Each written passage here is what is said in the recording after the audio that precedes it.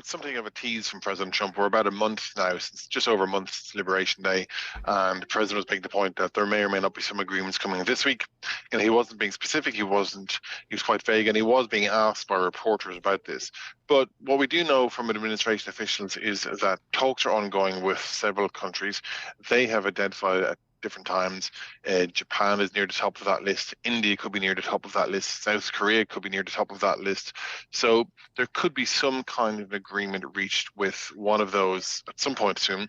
Now, the question then becomes the details of that agreement. Mm-hmm. That's where everybody will be parsing this. What sort of moves had to be made on non-tariff barriers to satisfy Washington, for example? What kind of concessions had to be made on maybe investment into the US?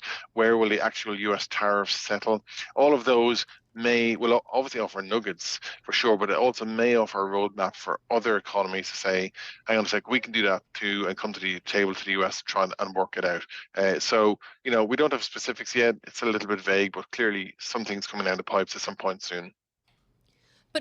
I understand that the agreement versus like an MOU versus a deal, they all mean different things. But do we think anything that's on paper at this point, even if it's a memo of understanding, would that count as getting something done and tick that box?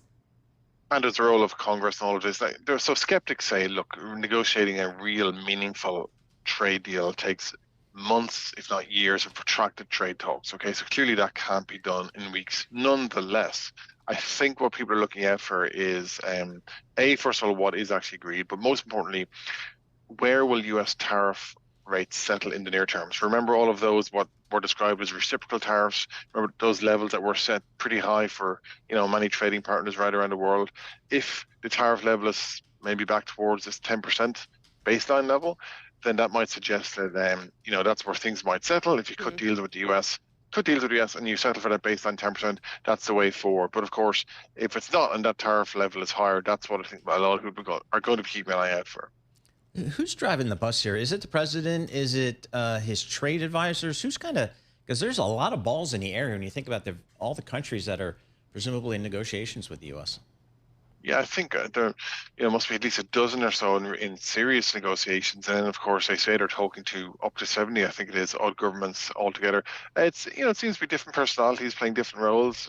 Treasury Secretary Scott Bessent is clearly front and center for the Asia trade talks. He's kind of made that clear. The trade representative, Greer, obviously is kind of the technical guy behind the scenes. He would be involved in all of this. And of course, Commerce Secretary Howard Lutnick, he seems to be more vocal maybe on the European side, but they're all playing their role. They're all part of it. But ultimately, as all the officials say, and as we can say to the outside looking in, ultimately President Trump will make that agreement. He will decide whatever will be decided. The market rally in recent weeks will, of course, give the administration a lot of confidence that what they're trying to do is the right thing.